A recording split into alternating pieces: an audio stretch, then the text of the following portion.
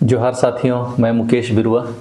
अपनी हरकतों से बाज नहीं आते हुए प्रधानमंत्री नरेंद्र मोदी ने जमशेदपुर में घुसपैठियों के संबंध में पुनः गलत बयानी की। जो भी लोग उनको तथ्यों के बारे सूचित करते हैं, एक अलग ही स्तर का झूठ उनके द्वारा परोसा जाता है। आप उसके इस बयान को सुन लीजिए। 2-3 दिन पहले ही झारखंड हाईकोर्ट ने एक स्वतंत्र पैनल से घुसपैठ की जांच के आदेश दिया। वो यह कह रहे हैं कि झारखंड हाईकोर्ट ने एक कमेटी गठित कर दी।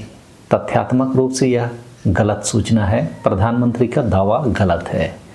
कल के वीडियो में जो मैं भारत सरकार की ओर से हलफनामा दिया गया, सिर्फ वही कोर्ट में जमा लिया। उस पर कोई एनालिसिस या बहस नहीं हुई। अगली तारीख 17 सितंबर की हाईकोर्ट ने दी है। तो नरेंद्र मोदी के दावा के हिसाब से हाईकोर्ट के द्वारा घुसपैठियों की पहचान करने संबंधी कोई समिति गठित करने की बात गलत है, झूठ है। भाजपा के नेताओं द्वारा बार बार घुसपैठियों का मामला उठाने से यह तो स्पष्ट हो गया है कि झारखंड विधानसभा चुनाव में घुसपैठियों का मामला भाजपा के प्रमुख मुद्दों में से रहेगा। भाजपा प्रभारी और झारखंड के नेता बार बार घुसपैठियों का मामला उठा तो रहे हैं, लेकिन जब हाईकोर्ट में डेटा जमा करने की बात आई तो परसेंटेज का आंकड़ा दिखाकर भाग लिए। परसेंटेज के आंकड़ों से तो जनसंख्या का अंदाज़ा लगाना संभव नहीं है, क्योंकि परसेंटेज में तो आदिवासी और गैर आदिवासी की संख्या चिन्हित होती है, और गैर आदिवासी में सिर्फ मुसलमान नहीं होता। हम सबको पता है कि गैर आदिवासियों में अधिकतम जनसंख्या हिंदुओं की होती है। प्रधानमंत्री के द्वारा झूठ बोलना इस देश के लिए ही शर्म की बात है। उस पद पर लोगों का विश्वास कम हो रहा है, उसके लिए नरेंद्र मोदी ही जिम्मेदार हैं। एक बात हमें और गौर करनी होगी। हालांकि झारखंड हाईकोर्ट ने संथाल परगना के घुसपैठियों के लिए कोई कमेटी गठित करने का कोई निर्देश नहीं दिया है, लेकिन इस बीच में झारखंड हाईकोर्ट के द्वारा कमेटी बनाने की बात नरेंद्र मोदी द्वारा की जाती है। यदि अगली सुनवाई में झारखंड हाईकोर्ट ने कोई कमेटी बनाने का निर्देश दिया तो इससे तो यह साबित होगा कि सत्ता किस तरह न्यायपालिका को कंट्रोल करती है। न्यायपालिका की साख भी इन नेताओं के कारण हाशिए पर जा रहा है। प्रधानमंत्री के आगमन के दिन की यदि गतिविधियों को आप देखें तो झारखंड सही में कहा जाए तो प्रधानमंत्री का स्वागत करने में कोई रुचि नहीं दिखा रही थी। पहली बात तो रांची में लैंडिंग करने के बाद उनका चॉपर नहीं उड़ पाया। उस चक्कर में उन्होंने वंदे भारत ट्रेन का ऑनलाइन ही हरी झंडी दिखानी उनको पड़ी। फिर उन्होंने बाई रोड ही जमशेदपुर के लिए निकले। जमशेदपुर में जैसे ही राज्य की जनता को अपना संबोधन शुरू किए, भाजपा का चुनाव चिन्ह कमल उनका डैश से ही गिर गया। जिसने जमशेद जी जैसे उद्यमी के जरिए आजाद भारत के सपनों को सींचा था, मैं झारखंड की इस महान धरती को प्रणाम करता हूं। ये भी दिखा रहा है कि उनके संबोधन को प्राकृतिक रूप से झारखंड के लोगों ने अस्वीकार कर दिया है। गोदी मीडिया हमेशा भाजपा के पक्ष में नैरेटिव बनाने के प्रयास में लगा रहता है।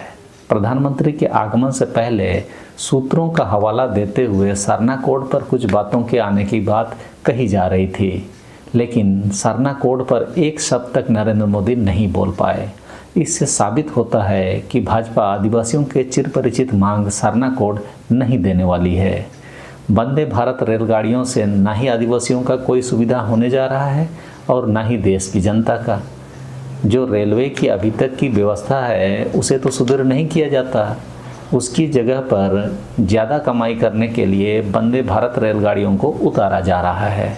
देश के विभिन्न इलाकों में पहले से ही वंदे भारत एक्सप्रेस गाड़ियां चल रही है। यदि उनका सालाना टर्नओवर आप देखेंगे तो अधिकतर गाड़ियां घाटे में चल रही है, क्योंकि इसका किराया इतना ज़्यादा होता है कि गरीब और मध्यम वर्ग के लोगों के लिए वंदे भारत में चढ़ना मुश्किल है। नरेंद्र मोदी एक तरह से मार्केटिंग स्ट्रेटजी इसी तरह उनका होता है। वह अक्सर लोगों को यह आश्वासन दिलाने की कोशिश करते हैं कि यह व्यवस्था आपके लिए है। जैसे पिछले चुनाव में उन्होंने चप्पल पहनने वालों को भी हवाई जहाज में सफ़र करने जैसे बात कही थी, उसका क्या हुआ? ऊपर से सभी हवाई जहाज़ों का किराया आसमान छूने लगा आज के समय में। और कई सारे जगहों का हवाई यात्रा तो रोकना पड़ा क्योंकि कोई यात्री ही टिकट नहीं बुक करवा रहे हैं। ताज़ा उदाहरण अयोध्या का है, जहां हवाई यात्रा बंद हो गई, जबकि भाजपा के हिसाब से वहां का हवाई अड्डा अंतर्राष्ट्रीय स्तर का है। अंतर्राष्ट्रीय स्तर का हवाई अड्डा होने के बावजूद यदि देश की जनता अंतर्राष्ट्रीय स्तर का अनुभव लेने लायक नहीं है, तब तो धंधा तो बंद होगा ही। अयोध्या में तो सेना की ज़मीनों को भी अडानी और रामदेव जैसे लोगों को दे दिया गया है, लेकिन झारखंड में हेमंत सोरेन को ब्लेम लगाया जाता है कि सेना की ज़मीन कब्जा कर रहे हैं, जिसका कि अभी तक इन्वेस्टिगेटिंग एजेंसीज भी खोज नहीं पाई कि उसका कितना भूमिका है। जबकि अयोध्या में तो सरकारी तौर पर सेना की ज़मीन का उपयोग बदलकर अडानी और रामदेव सरीखे लोगों को दे दी गई है। यही भाजपा की सच्चाई है।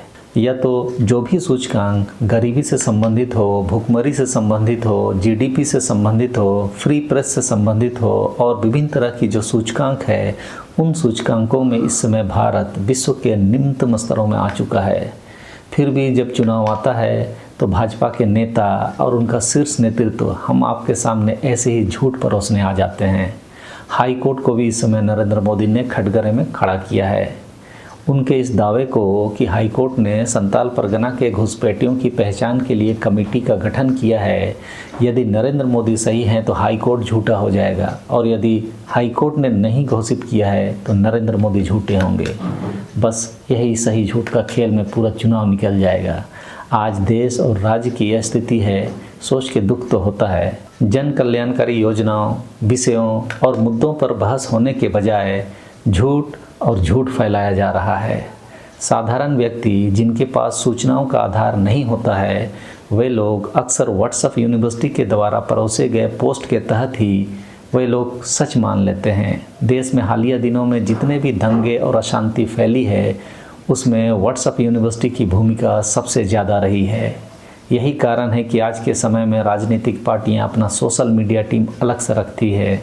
भाजपा को छोड़कर बाकी पार्टियां अपने एजेंडे को सोशल मीडिया के मार्फत जनता के सामने लाती है, तो भाजपा अपने आईटी सेल के मार्फत झूठ को जनता में परोसती है। यह तो अभी कई मामलों में साबित हो भी चुका है। झूठ को झूठ कहने की हिम्मत झारखंड के लोगों को भी होना चाहिए, नहीं तो झारखंड को बर्बाद करने में ये लोग कोई कसर नहीं छोड़ेंगे। उम्मीद है आप मेरी बातों को समझ गए होंगे। तो इस वीडियो में इतना ही। सबों को जोहार।